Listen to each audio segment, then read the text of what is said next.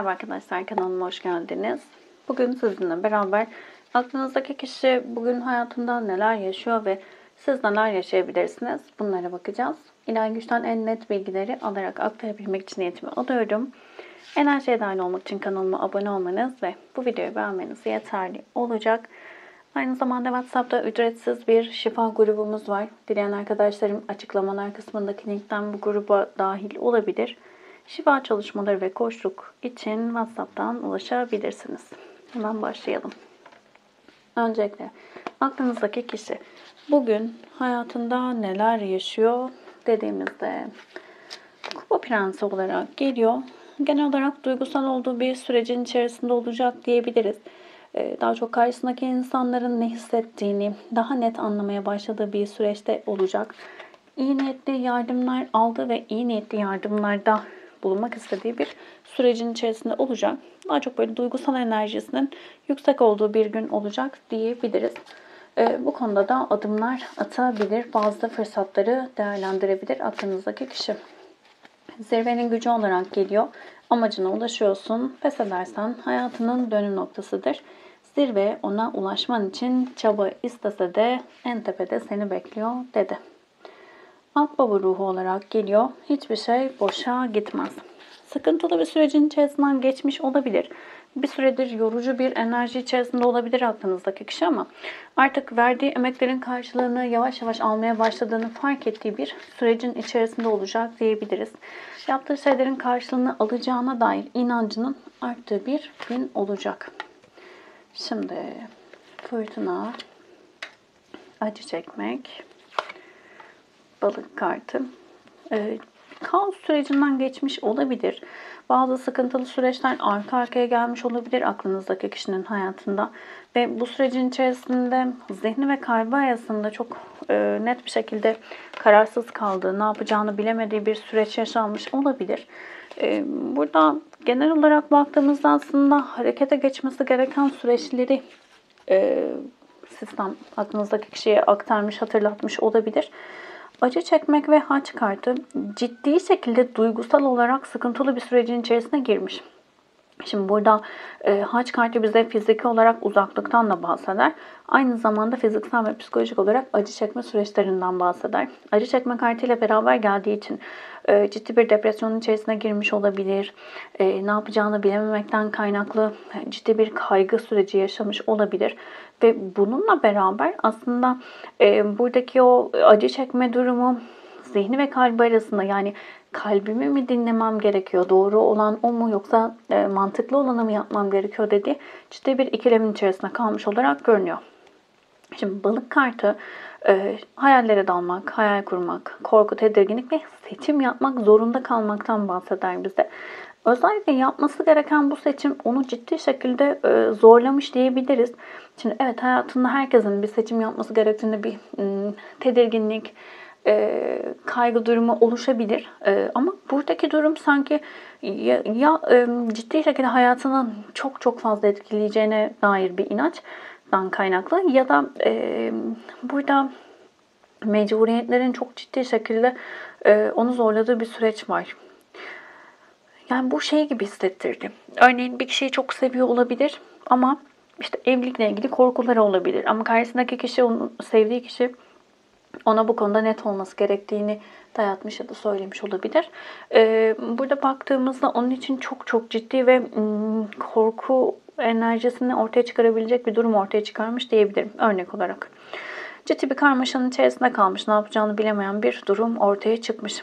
Yani çok net bir şekilde yaşadığı bu durumla beraber karar verme süreci ve alınacak o kararın gücünün altında ezilmiş diyebiliriz. Şimdi ayrıntılı bakalım neler çıkacak. Şimdi bazen insanlar harekete geçemezler. Yeniliğe kendini açamazlar. Böyle süreçlerde sistem küçük küçük olaylarla karşısına çıkarır. Hadi seçim yap. Bak, seçim yap, harekete geç der. Sistemin mesajlarını anlayamadığında kişi bu sefer öyle bir durum ortaya çıkarır ki mecburi bir şekilde karar vermek zorunda kalır. Şimdi bu yüzden de aslında çok böyle başkaları için ya da nasıl söyleyeyim, adım atmakta, harekete geçmekte eril enerjisi güçlü kişilerde bu çok sorun yaratmaz ya da kişiler bunu anlayamaz bile, neden bu kadar takıldığını algılayamaz bile. Ama harekete geçmekle ilgili, yeniye kapı açmakla ilgili, yeni başlangıçlarla ilgili korkuları olan kişilerde, harekete geçmekte sorun yaşayan kişilerde bu çok ciddi şekilde yük haline gelebilir. Burada da böyle bir durum var. Bu zamana kadar yapmadığı şeylerin karşılığını alma sürecinde. Şimdi ayrıntılı olarak bakalım.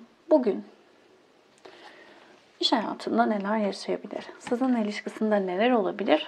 Ve aile hayatında neler olabilir dediğimizde. Şimdi kupa üçlüsüyle beraber iş hayatında bazı üçlü süreçlerin içerisinde kalmış olabilir. Yaptığı iş içerisinde bir ortaklık durumu olabilir. Örneğin 3 kişinin oluşturduğu bir şirket olabilir, kurum olabilir. Ya da örnek olarak bir yerde çalışıyordur. O departmanda ya da o bölümde işte 3 kişi beraber çalışıyorlardır. İş arkadaşları ya da görevi beraber yaptıkları kişi. 3 kişilerdir örneğin. Bu kişilerle ilgili bazı süreçlerden geçirmiş olabilir. Şimdi birinci durum olarak şöyle aktaracağım. Özellikle böyle bir ortaklığı varsa, 2-3 kişinin olduğu bir ortak iş yapılıyorsa eğer, burada gelen bir haber bazı can sıkıcı süreçler ortaya çıkarmış olabilir. Aklınızdaki kişinin sanki kendi yerinde saydığını düşünmesine sebep olmuş olabilir. Hep aynı döngüden, aynı sorunlarla karşılaşmış olabilirler, aynı sıkıntılardan geçmiş olabilirler. Gelen bu haber ya da ortaya çıkan bir durum bunu hissettirmiş olabilir. Bunun yanı sıra farklı bir durum olarak şöyle söyleyebilirim. İş hayatında beklediği bir haber varsa ve şimdi dönüşüm kartı burada değiştirip dönüşmesi gereken bazı durumlar varsa iş hayatıyla ilgili ve bunun için bir başvuru yapmış olabilir, bir haber bekliyor olabilir. Bununla ilgili güzel haberler olabilir. Kupa üçlüsü sevgi dolu, işte sevgiyi hissettiğimiz güzel enerjilerden, kutlamalardan bahseder bize diğer bir anlam olarak baktığımızda. Böyle bir başvurusu varsa değişim ve dönüşümle ilgili, yeni başlangıçlarla ilgili, iş hayatıyla ilgili bununla ilgili güzel haberler almış olabilir. Alması çok yakın olabilir. Şimdi sizinle ilişkisinde neler olabilir dediğimizde para kraliçesi, hayal ve kader çarkı. Şimdi bazı hayalleri olabilir sizinle ilgili. Kadersel olarak bir araya geldiğinizde inanan biri olabilir ya da onun hayatına çok güzel dokunuşlarınızın olduğunu düşünüyor olabilir aklınızdaki kişi. Para kraliçesine baktığımızda şimdi tılsım kraliçesi güzel bir enerjidir. Yaşam sevincinden bahseder aslında, şehvetten bahseder bazen, sağlam temellerden ve içe dönüş süreçlerinden bahseder. Paralar, tılsımlar güven duygusunu bize temsil eder. Aynı zamanda parasal durumları da bahseder ama burada daha çok para kraliçesiyle güvenilir sağlam ilişkilerle ilgili sizinle ilgili bazı hayaller kuruyor olabilir aklınızdaki kişi. Bu süreçte beraber daha güzel bir aşamaya geçeceğinize dair inancı olabilir. Şimdi para kraliçesinde birazcık şey de vardır. Değişim, dönüşüm, yaratım, hatta böyle bir hamile bir kişiden de bahsediyor olabiliriz. Yani bunu şey gibi değil, gerçek manada hamilelik gibi düşünmeyin de bir yaratımı gerçekleştiren, üreten bir enerji olarak. Şimdi bu kişinin hayatına çok güzel dokunuşlarınız olmuş olabilir. Genel manada ilişkideki o güveni sizinle beraber hissetmiş olabilir. Buraya bir kart alacağım, hayal kartına. Evet. Burada sizinle ilgili yeni ve güçlü başlangıçlar yapma isteği içerisinde ve örneğin evliliklerle, beraberliklerle ilgili ya da işte karşı cinsle ilgili güven konularında çok böyle olumlu düşünceleri yoksa bu konularla ilgili artık o düşüncelerinin değişip dönüşmeye başladı ve yeni adımlar atmak adına harekete geçmek istediği bir süreçte diyebiliriz. Şimdi aile hayatına bakarsak değnek şövalyesi, barış ve bilge kartı geldi. Şimdi değnek şövalyesi şimdi dünkü açılımdaydı sanırım, yanlış hatırlıyor olabilirim ama şimdi değnekten böyle çok hızlı hareketlerden bahseder, böyle ateşten bahseder bize. Birazcık fevrilik vardır. Şimdi değnek şövalyesinde sabırsızlık enerjisi vardır ve sıkıntılı süreçlere girişten bahseder bazen. Şimdi aile hayatı ile ilgili biraz sıkıntılı süreçlerden geçirmiş olabilir. İşte biraz kavganın, gürültünün, anlaşmazlıkların olduğu bir süreçten geçirmiş olabilir. Ama artık bu sürecin ortadan kalkmasını isteyen bir aklınızdaki kişi var. Bir barış sağlanması adına adım atmayı isteyen bir enerjide. Yani burada aileyle ilgili ne yaşanmış olursa olsun bunun uzun sürmesini istemeyen, bunun devam etmesini negatif manada istemeyen bir enerji olarak geliyor ve daha olgunca hareket etmesi gerektiğine dair bir inancı var. aradaki o sıkıntılı süreçleri ortadan kaldırmak istiyor. Şimdi bunun hayatında olanlar bu şekilde. Şimdi sizin hayatınızda bugün neler olabilir? Hangi enerjiler hakim? Bunlara bakalım. Kupa üçlüsü. Yılan metaforu olarak geliyorsunuz. Sihir sizinle yaratılıyor dedi. Güzel. Yılan metaforu sinsi olan, can yakıcı sözler sarf eden, ara bozucu olan kimse. Şimdi çevrenizde böyle kişiler olabilir. Üçlü bir durumun içerisinde olabilirsiniz. Şimdi burada biraz önce de gelen kartla beraber aslında baktığımızda burada tabii orada aklınızdaki kişinin iş hayatıyla ilgili gelmişti ama genel manada üçlü bir durumun habercisi olabilir. Şimdi kupa üçlüsüyle beraber zaten yılan kartı da geldiği için o sinsi enerjilerden bahsettiği için şimdi üçlü bir durumun içerisinde olabilirsiniz ve bu durum artık ciddi şekilde yorucu bir durum haline gelmiş, olay haline gelmiş olabilir. Ama sistem diyor ki sihir sizinle yaratılıyor. Sen ne istediğine karar ver ve isteklerini netleştir. Şimdi burada genel manada hani istekler falan diyoruz ya. Şimdi burada şunu söyleyebilirim size. Çekim yasasındaki durumla aynı enerji aslında. Çekim yasasının işlemediğini ya da çok da faydalı olmadığı gibi bir sürü yorum yapıldı belli bir süreçten sonra, ilk ortaya çıktıktan sonraki süreçte. Aslında orada insanlar çekim yasasının ne olduğunu anlamadıkları için bunu söylediler. Herkes oturduğu yerden işte şunu istiyorum hadi gelsin moduna geçti ama çekim yasası bu değildi. Çekim yasasının asıl anlam olarak baktığınızda ne istersen sana onu vereceğim diyen bir enerji değildir çekim yasası. Çekim yasası der ki sen neysen ben sana onu veririm der. Rezonans kanunundan ilgilenirseniz de buradan da birçok bilgiyi daha güzel altyapı olarak alabilirsiniz. Siz neyseniz o verilir size. Bu ne demek? Enerjiniz neyse size o getirilir. Bilinçaltınız neyse size o gelir. Çok net. O yüzden şimdi bazen açılımlarda da aktardığımız bilgilerden sonra hayır ben öyle değilim diyor insanlar ama bu sizin bilinçli tarafınızda söyleyebileceğiniz bir şey değil arkadaşlar. Bilinçaltı dediğiniz şey zaten biz bunun farkına varabiliyor olsaydık herkes her şeyi çoktan değiştirmişti. Bilinçaltı sizin farkında olmadığınız bilinçli tarafınızla değil. Bilinçli tarafta baktığınızda zaten herkes evlenmek ister, herkes gerçek bir ilişki ister, herkes güven ister vesaire vesaire. Ama bilinçaltındaki durumu anlayabilmek için kas testi ve inanç çalışmaları yapılması gerekiyor. Kök inancınızın bulunması gerekiyor. Kas testini araştırabilirsiniz. Kas testiyle siz bulabilirsiniz bunu. Kendiniz de belirleyebilirsiniz. Ya da çok kontrolcü bir yapıdaysanız eğer birazcık zor olabilir. Onun için de profesyonel destek alabilirsiniz. Şimdi bu noktada siz neyseniz size o verilir. Sizin içinizde gerçek bir ilişki istemeyen bir inanç varsa bilinçaltınızda, erkekler güvenilmez ya da kadınlar güvenilmez varsa, tercih edilmem inancı varsa, değersizim inancı varsa bunları görebilmeniz adına ve sizdeki enerji bu olduğu için sistem size bu enerjileri getirir. Bu inançlara sahip olan bir kişinin üçlü bir ilişkinin içerisinde olma durumu çok çok çok yüksektir. Bu şöyle işler. Bazen insanların karşısına bir kişi çıkar. Der ki ben bekarım, hayatımda kimse yok, şuyum buyum. Böyle girir bir ilişkinin içerisine ama sonra bakar ki karşısındaki kişi evli ya da nişanlı ya da işte hayatında biri var vesaire vesaire. Yani farkında olmadan girer bu ilişkinin içerisine. Bazen de kişi yani karşısındaki kişinin evli olduğunu bilir ama der ki partneri işte ben ayrılıyorum, boşanıyorum, işte şu oldu, bu oldu vesaire vesaire. Bazen de bunun kabulüyle kendince haklı gördüğü şeylerle ilişkilerin içerisine girebilir. Ya da daha bir farklı bir kapı açarsak da siz evlisinizdir ama aldatılmaktan korkuyorsunuzdur, değersiz olduğunuza inanıyorsunuzdur, yalnız kalacağınıza inanıyorsunuzdur, tercih edilmeme inancı vardır ve karşınızdaki kişi, partneriniz başka birini hayatına alarak size bunu gösterir. Umarım burayı anlatabilmişimdir. O yüzden sistem diyor ki sen kendine bak. Sen ne istiyorsun bunun farkına var. Sen yaratıyorsun her şeyi. Hayatındaki her çektiğin şey ya da hayatına karşına gelen her şey senden kaynaklı. Bunun farkına var ki negatif gibi gördüğün şeyleri İsteklerin doğrultusunda pozitife çevir. Şimdi hayat ağacı, alyans, araba, dağ, şifacı ve pusula kartı. Özellikle evlilik konularıyla ilgili, sağlam güvenilir ilişkilerle ilgili bazı blokajlarınız olabilir. Bu konularla sınanıyor olabilirsiniz. Biraz önce dediğim gibi evli de olabilirsiniz.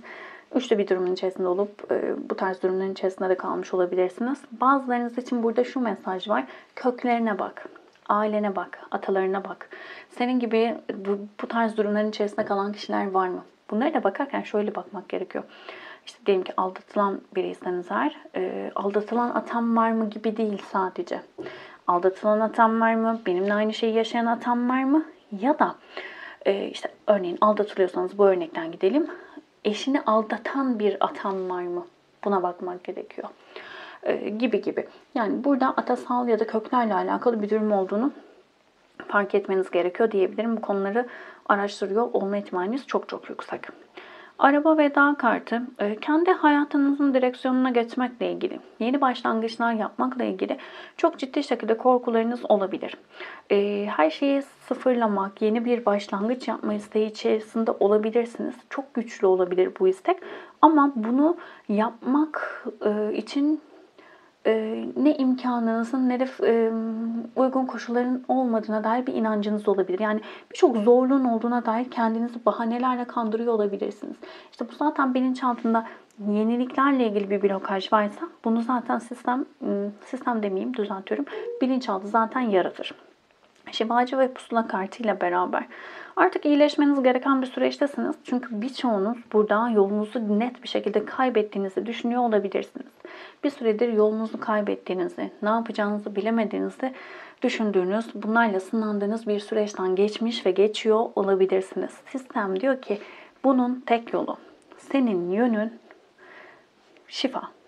Senin yönün kendin. Yönünü güzel belirle. Hala başkalarına dönüp başkalarını suçlayarak mı devam etmek istiyorsun? Aynı şeyleri yaşamaya devam ederek ya da alanını, ilgini, dikkatini kendine çevirerek, kendi hayatını iyileştirerek mi devam etmek istiyorsun? Buna karar vermeniz gerektiğine dair bir mesaj var diyebilirim. Bazen bu tarz aktardığım bilgiler çok sert olduğunu, işte suçlayıcı gibi algılayan arkadaşlarım olabiliyor. Burada gelen bilgiyi aktarıyoruz. Buradaki her bilgiyi zaten kabul etmek zorunda değilsiniz. Hoşunuza gidenleri kabul edin ama hoşunuza gitmeyenlerde de emin olun kendinizle ilgili görmeniz gereken bir şey vardır. Bu bilgileri de tamam kabul etmeyin ama ben bu alanla ilgili, bu durumla ilgili ya da bu duyduğum şeyle ilgili ne düşünüyorum, ne hissediyorum, kendimde neyi görmeliyim odaklanmanız çok büyük katkı sağlar. Başkalarını suçlamaya devam ettiğimiz sürece, bakın haklı haksız asla girmiyorum. Bilemeyiz de haklı, kimin ne haklı haksız olduğunu. Ama buradaki durum şu. Siz başkalarına bakmaya devam ettiğiniz sürece, onlarla ilgilenmeye, onları suçlamaya, onları haklı görmeye, işte onlar olduğunda ilginiz, dikkatiniz o tarafta olduğunda hayatınızda hiçbir şey değiştiremezsiniz. Gerçek manada bir değişim ve dönüşüm istiyorsanız hayatınızda hangi konu olursa olsun tek yapabileceğiniz şey kendinize dönüp bakmaktır. Bunu lütfen unutmayın. Kimsenin kurtarıcısı değilsiniz. Kimsenin hayatını güzelleştirmek zorunda değilsiniz. Zaten siz kendi hayatınızı güzelleştirmeye başladığınızda emin olun hayatınızdaki kişilerin de hayatları güzelleşecektir. Bir araya gelmek kartı. Periler meşgul olmayı sever. Ekip olarak çalışmak işin yapılmasına yardımcı olur dedi. Bazen bazı şeylerin gitmesine izin vermen gerekir dedi. Size iyi gelen şeylere odaklandığınız bir süreç olmasında fayda var. Hep böyle olması gerekiyor ama en azından bugünün enerjisinde mor çok böyle baskın hissettirdi. Üçüncü göz çalışabilirsiniz günün enerjisinde. Ya da böyle kendinize iyi hissettirecek şeyler yapmaya odaklanabilirsiniz. Sevdiğiniz arkadaşlarınız varsa onlarla bir araya gelebilirsiniz. Çok güzel bir enerji var aslında. Bir şeyleri bırakmaktan korkuyor olabilirsiniz. En basiti hiç kullanmadığınız bir eşyanız varsa evinizde, küçücük bir şey bile olsa, kullanılmayacak bir şeyse çöpe atmak kullanılabilecek seviyede bir şeyse ama sizin ihtiyacınız olmayan bir şeyse de ihtiyacı olabilecek, kullanabilecek kişilere vermek çok büyük katkı sağlayacaktır. Lütfen unutmayın. Kolektif bir açılım. Hepsiyle uyumlanamayabilirsiniz ama içerisinden mesajlar almaya odaklanın lütfen. Videoyu beğendiyseniz beğen tuşuna basabilir. Abone değilseniz abone olabilirsiniz. Offline eğitimler ve atölye çalışmaları ile ilgili de WhatsApp'tan bilgi alabilirsiniz. Teşekkür ederim vakit ayırdığınız için. Başka videolarda görüşmek üzere. Hoşçakalın.